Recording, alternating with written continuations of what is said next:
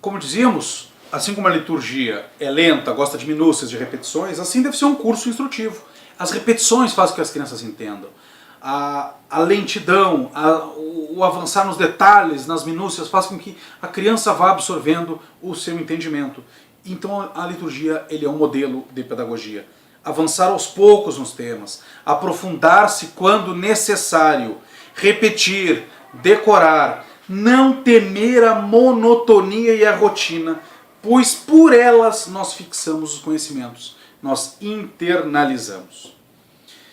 Enfim, além da liturgia e além da leitura da Bíblia, dos Evangelhos, nós temos como terceiro ponto deste tripé da pedagogia de Helena Lubienska de Lenval a meditação, ou seja, a oração mental. Ela não é um plus, ela é fundamental na vida cristã de um adulto e deve ser também na vida de uma criança. Ela deve aprender com seus pais a meditar. Quem quer que pretenda ter maturidade espiritual deve aprender a meditar, a falar com Deus no íntimo do seu coração. A meditação nós devemos acorrer desde pequenos, formando nas nossas crianças o gosto, nem que seja por breves instantes, de fechar os olhos ou de contemplar o crucificado, refletir sobre um tema proposto e em silêncio pedir a ajuda de Deus. É que nós temos a visita da Maria Antônia, que eu acho que está assistindo esta palestra conosco, esta aula do nosso curso. Refletir sobre o tema proposto e em silêncio pedir a ajuda de Deus. Vamos terminar esta aula com outra frase também de Helena Lubienska. Na verdade não é uma frase, um parágrafo inteiro eu gostaria de ler para vocês, acerca desta meditação. O silêncio interior é o ponto de encontro da alma com Deus. Enquanto o homem se dispersar e esbanjar o seu eu no ruído, na prece e na vaidade, não poderá encontrar a Deus. É necessário que ele se concentre e se recolha para que possa esperar no silêncio a salvação de Deus. Nesta ordem de ideias, a educação religiosa, que não tem outro fim que o de facilitar o encontro da alma com Deus, apresenta-se como um caminho para o silêncio. Como fazer essa meditação, então? O exame de consciência, à noite, alguns instantes logo que acorda, para pensar no que vai fazer no dia, acostumar a criança a meditar sobre as virtudes, sobre os temas que Deus quer que ela tenha gravados na sua alma. Temos que levar as crianças a isso. Enfim, encerrando esta aula extraordinária, vamos entender que a partir deste tripé, Bíblia, Liturgia e Meditação, nós vamos perceber como para Helena Lubienska, o homem que é composto de corpo e de uma alma espiritual, ou seja, ele é um só, ele não é uma alma, um fantasminha andando por aí, o Gasparzinho, fantasminha camarada, que casualmente tem um corpo. Isso é uma visão kardecista, uma visão espírita. Nós não somos almas dentro de corpos, nós somos corpo e alma unidos. Tanto é verdade que quando morrermos, o nosso corpo para baixo da terra vai e a nossa alma vai para diante de Deus para ser julgada. Se merecemos o céu, com ou sem purgatório, ou se merecemos o inferno, se não temos a graça de Deus. Mas no dia do juízo final haverá a ressurreição e o nosso corpo voltará da terra e se unirá à nossa alma para sermos novamente um só. Então o homem composto de corpo e de alma espiritual, para Helena Lubienska, tem que ser ensinado de maneira integral. A pedagogia moderna, e como nós falávamos, por moderna não definimos apenas essas contemporâneas escolas construtivistas e paulo-freirianas, mas mesmo a dita educação prussiana, da baixa escola prussiana, adotada até nas escolas tradicionais. Essa pedagogia moderna, ela retalha o ser humano.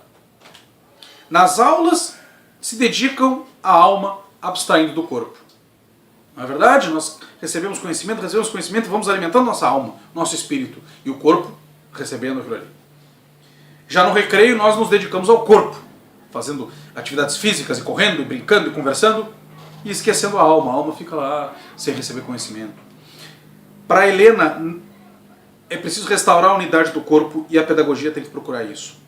Não quer dizer com isso que nós não tenhamos que ter espaços formais apenas de alimento da alma e nem espaços de lazer apenas para o recreio. Mas isso está se dando na escola tradicional de uma maneira artificial e muito fixa, sem levar em conta as peculiaridades das crianças. E a pedagogia moderna, nesse caso moderna mesmo, contemporânea, construtivista, paulo-freiriana, percebe esse erro, mas não aponta uma solução adequada, ao contrário, agrava esse erro.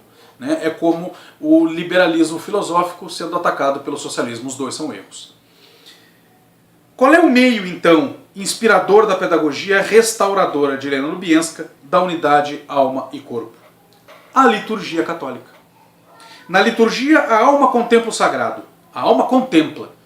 Está Deus aqui, presente no Santíssimo Sacramento, na ação do Espírito Santo, nas ações sacramentais do Padre. A alma contempla o sagrado.